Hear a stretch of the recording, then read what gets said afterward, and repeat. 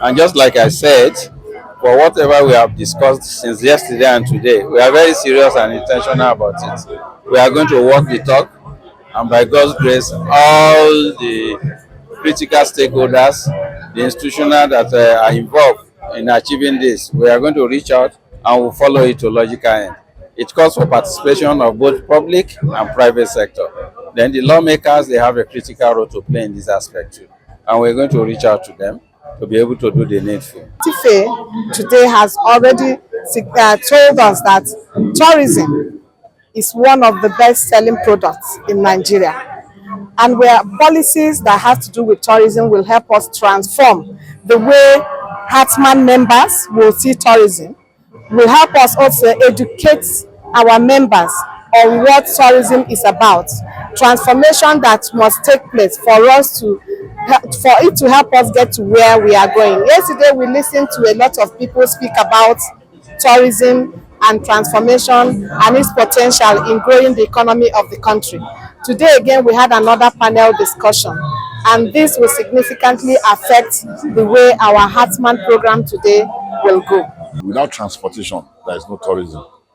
Tourism and transport. So we have Ministry of Transportation and we have Ministry of Tourism. They have to work together to provide a good road, and all those infrastructures need to be it's very important part of tourism.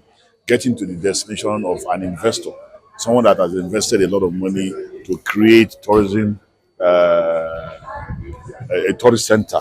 You can't do the road like the man said. So government has a lot to do, which FTAN is the one that will now make sure the government does things like that, because it's the mouthpiece of the association and investors. So FTAN has a big role to play by getting in touch with the government officials so that you put the infrastructure in place. NTIFE, I like the flavor and the blend of having the foreigners, the foreign tourism people come. So it gives it a not just flavor, but it gives it a lot of structure, and I'm impressed. And people talk about low-hanging fruits. Tourism is beyond the low-hanging fruit, because everything around us, people like to see Nigerians talk. Your pidgin English, even the fights amongst us, our food, our women, our men. The biggest export Nigeria has is not oil, it's Nigerian men, hot everywhere in the world. And our brain, our aggression. But some of us see these things as negative because people seem to see the extreme. So selling tourism in Nigeria is not that difficult. 30 December and Carnival Calabar has proved that we can actually move people. All we need to do is be intentional, plan it well, and execute it. And once we do those things, it will work.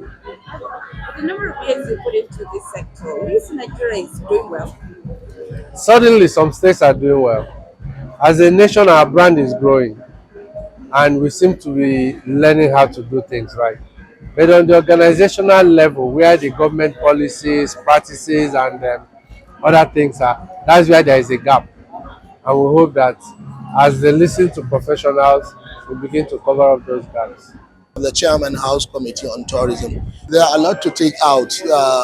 Most of it comes from the policy decision and policy making, and which the National Assembly have to come in to make sure that we've strengthened the laws and block a lot of bottlenecks and overlaps, which we'll try to reconcile within the industry.